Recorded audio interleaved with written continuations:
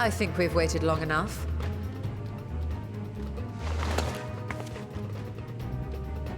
Nixies, return to my side!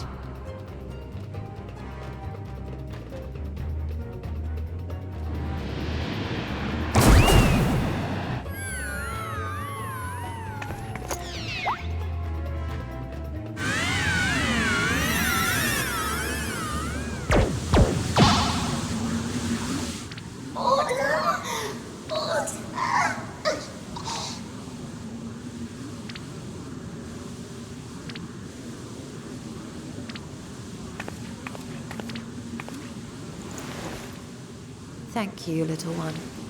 You did well.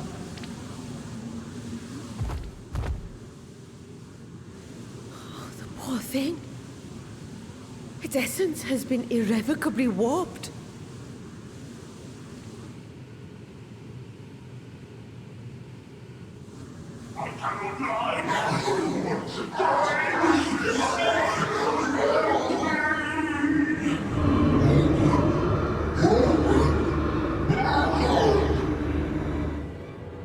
We're out of time! I must reseal the Void Gate.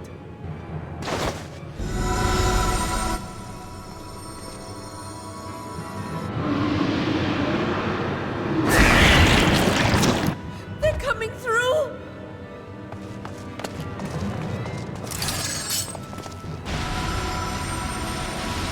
In the name of Al-Zidal III, I bar this door unto the void!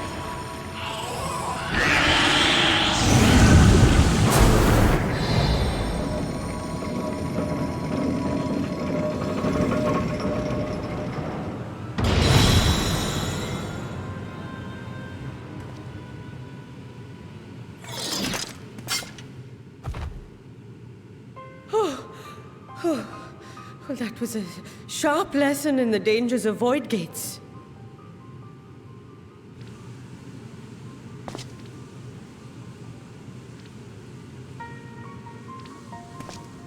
And what of our experiment? I'd say the results speak for themselves.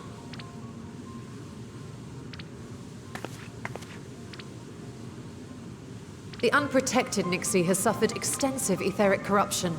As Nidana observed, it's well on its way to becoming a void scent. The one merged with the talisman, however, appears unaffected. I sense no changes to its equilibrium. Rest now, little ones.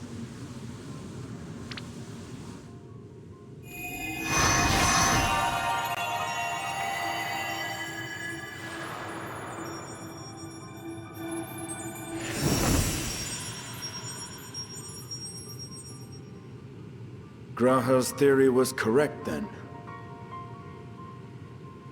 So it would seem. But while our second familiar was untouched by void energies, the talisman itself shows signs of degradation. It was, of course, originally designed to shield the soul from primal tempering. It stands to reason that etheric corruption of a different sort would affect it differently. We may need to modify the warding scale's design to account for the 13th's uniquely unstable ether. You've said much of the Void's instability, but my imagination fails me. What manner of place is this broken world? Ah, my apologies. I forget that not all of us spend our days sequestered in dusty archives. The 13th is a reflection of the source that was drowned in a flood of darkness. In Emmett Selk's own words, this tragedy was a result of the Ascians' attempts to force a rejoining. They erred in their haste, and made of that world a useless void.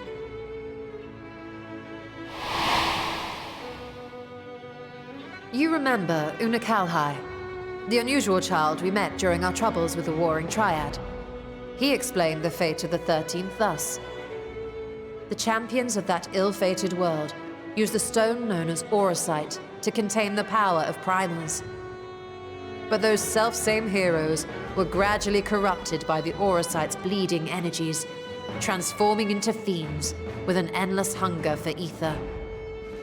by the time anyone thought to oppose them, Light's strength had grown too feeble, and the balance of the 13th tipped into eternal darkness.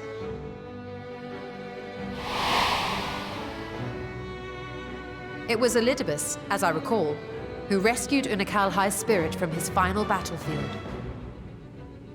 But I wonder if there were others whom the emissary saved from oblivion.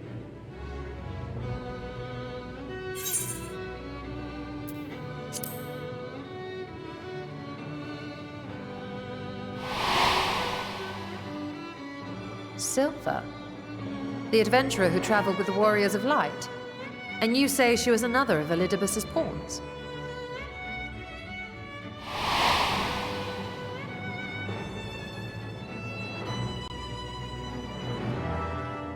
I see. So Ciela, or rather Cylva, was beguiled by the same dreams of heroism as Unakalhai.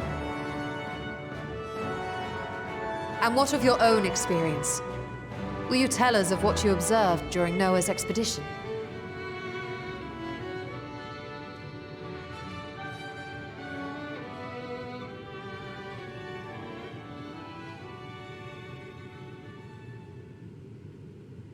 I can picture it now. The sunless, Stygian expanse, infested with legions of ether-starved monstrosities. A void in every sense of the word. What you have described in such lurid detail is exactly why I hesitate to encourage you.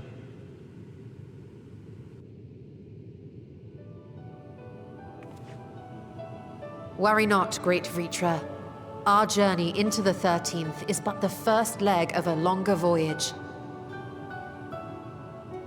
A voyage that shall lead us to other reflections, to new mysteries and discoveries.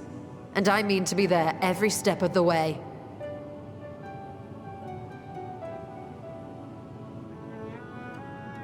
But first, I must focus on refining the warding talisman. Then I can begin work on constructing an artificial Atomos. Or I could, if I had the relevant manuals to hand. Might I be so bold as to request access to the Satrap's family archives?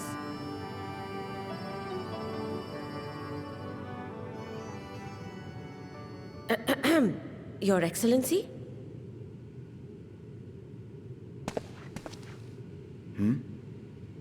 Oh, yes. That can be arranged. I will speak to my officials upon our return.